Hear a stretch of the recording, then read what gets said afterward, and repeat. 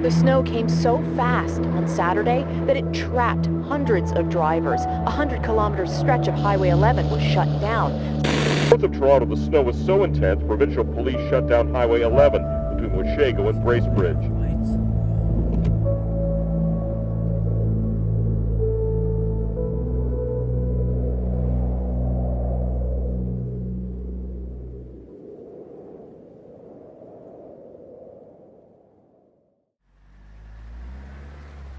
In this episode, we continue our pursuit of exploration as we traverse through some of the toughest conditions that Northern Ontario systems produce.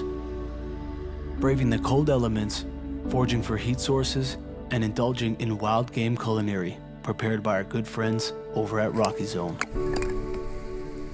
So we just made it to camp, cutting up some wood. Got the boys out here. Jesse, Rocky Zone, Bevy, Posse Yapper.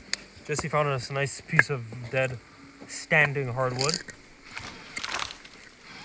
It's absolutely freezing outside.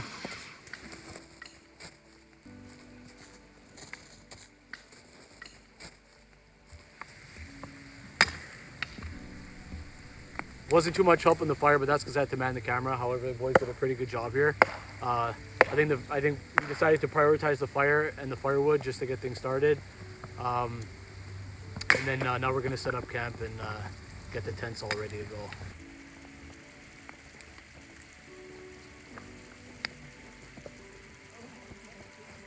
We're set up, looking pretty good. We're hungry, so we're gonna get some food going and hopefully go for a nice hike and get some grouse. Like I said before, we're collaborating with our good friends from Rocky Zone. So we do at Rocky Zone Outdoors. You can follow us on Instagram or YouTube. We do all kinds of hunting, camping like this. We're on Crown land right now, which in Canada we have, I mean, especially Ontario, we have thousands of acres of it. So it's very easy to do some camping. But we do some fishing as well. It's just everything outdoors.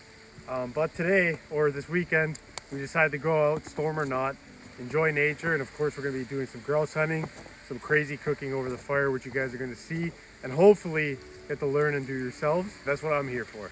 Sir. Yeah, thanks, sir. Appreciate it. Yep. All right, I'll see you guys later. Eh? All right, so we made some homemade bread at home. It's just flour, yeast, sugar, salt. I mixed it in a bag, put it in the fridge.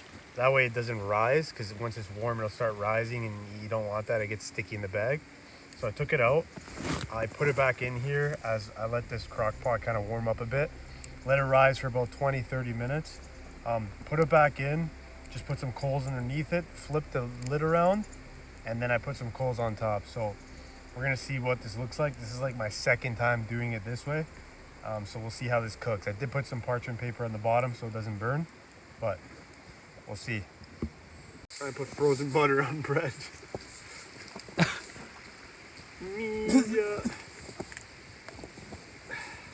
Oh yeah. Got some honey. We're gonna pour it on top. And now we take a nice bite.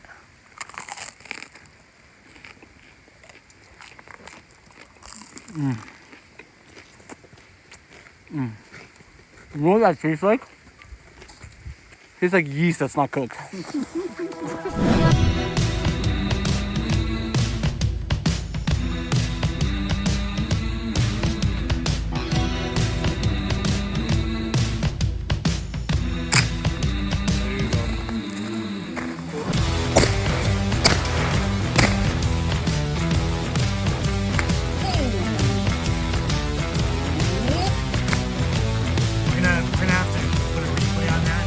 That's how you do it, boys. That's how you do it. Well, I almost lost my thumb, but that's okay because we got everything bandaged up. Let's not grab any more wood.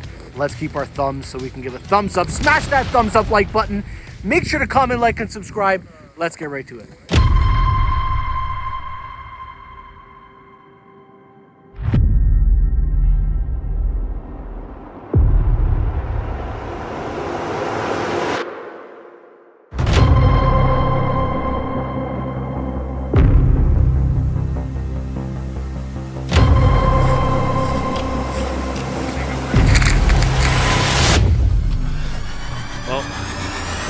It's fisherman 0, grouse 1. This is totally different from fishing. As you can see, there's barely any action and a lot of walking. fishing, more action, 0 walking.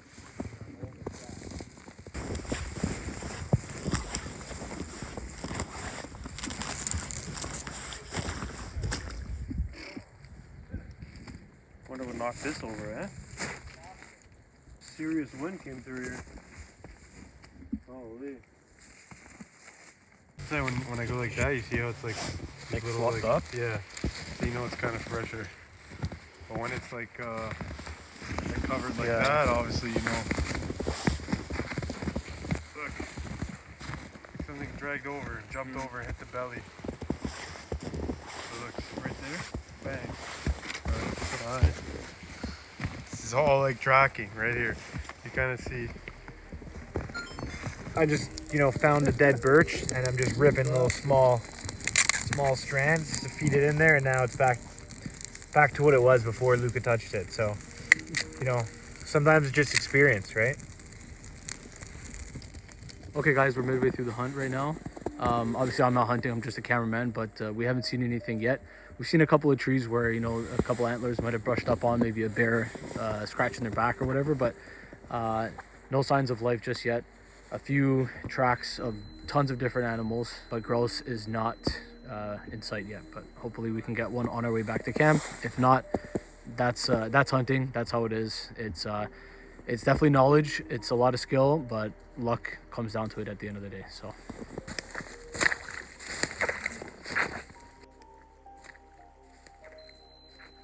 a little bit of bushwhacking in the Canadian wildies. Gotta love it, eh?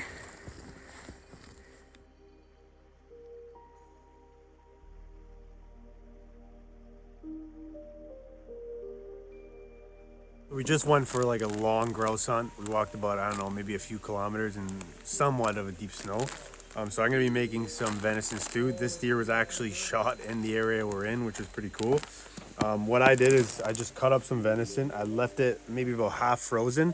And when you're making a stew, you don't want big chunks, because if you have these big chunks, what happens is it takes longer to cook, to break down, and it's a little tougher.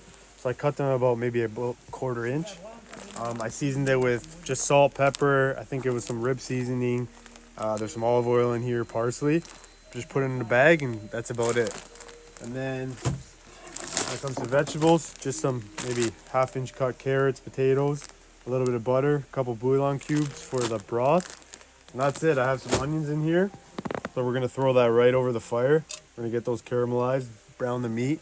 I'll add the broth, maybe a little bit of flour to thicken it up. So I'm gonna get going on that, and it's probably gonna start snowing again, so we gotta hurry up.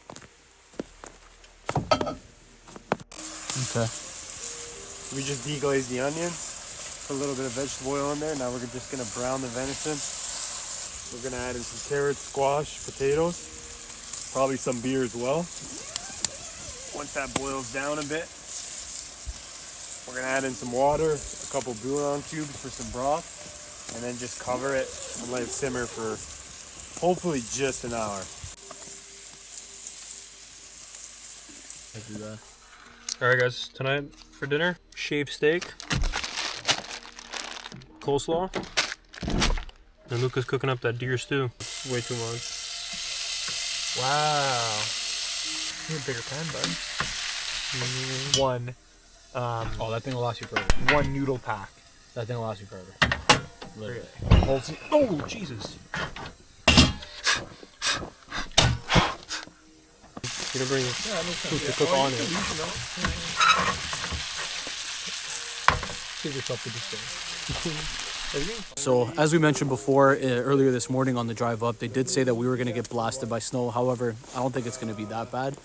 It definitely is falling at a pretty decent rate right now, but it's not anything that's going to absolutely just disintegrate us. We're well prepared, not like Pickerel River, which is kind of weird because it was -1 there when we went. So it did feel a little bit colder, but tonight's a pretty nice night. We got a good fire going. Lou's about to get started on that stew, and we're going to just sit by the fire and do what boys do at a campfire. Talk shit and drink beer.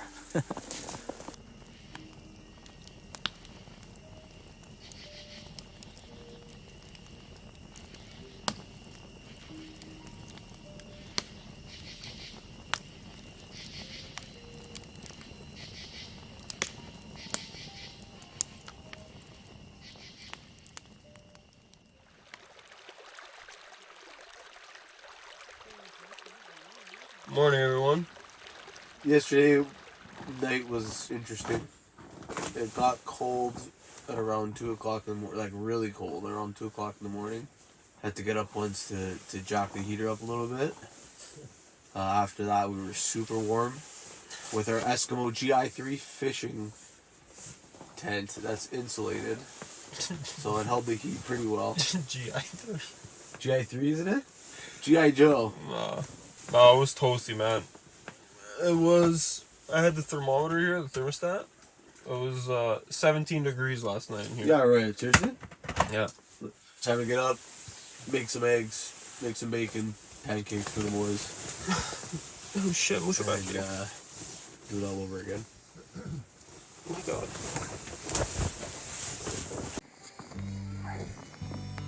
All right, guys, we got some bacon to start off in the morning. Gonna throw it on the grill.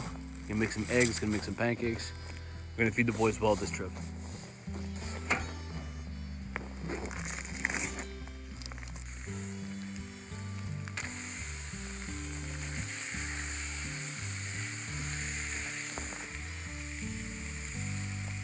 These gloves are making it way harder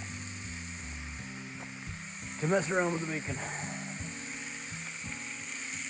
The bacon's a little bit frozen because it was out last night, so it's kind of hard to like pull apart. So we have to wait for it to frost a little bit on the griddle, but it shouldn't be too much of a problem.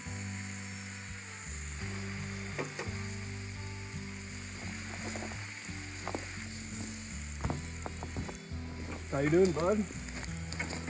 Doing all right, man. Just You didn't freeze? griddling away. No, surprisingly not.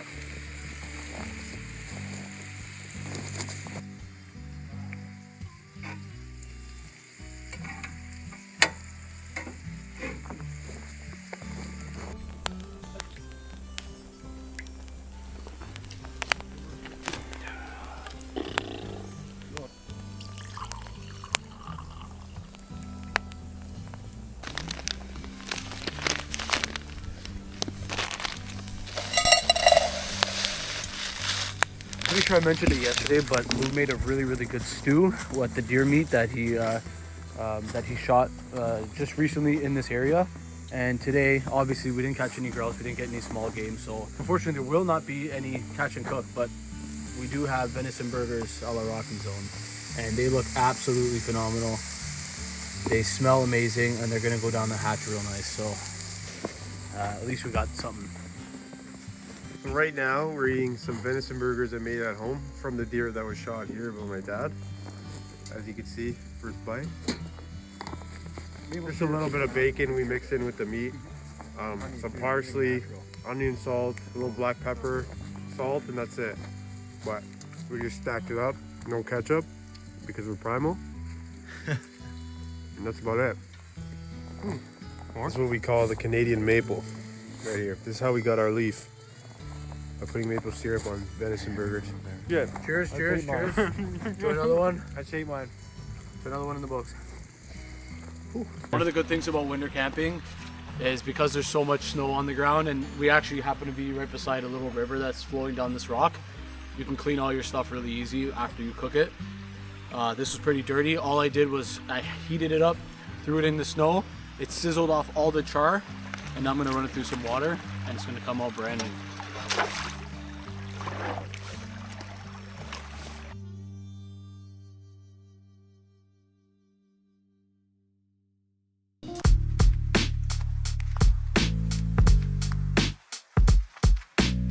All right, guys, we're all packed up. We're ready to go. Everything's in the truck. It's time to head home. Thank you to Rocky Zone for taking us out in this beautiful spot here. Hopefully we can come back soon and we can get some actual hunting done. Lots more trips. Lots more trips coming, so stay tuned and subscribe to my channel as well. And there's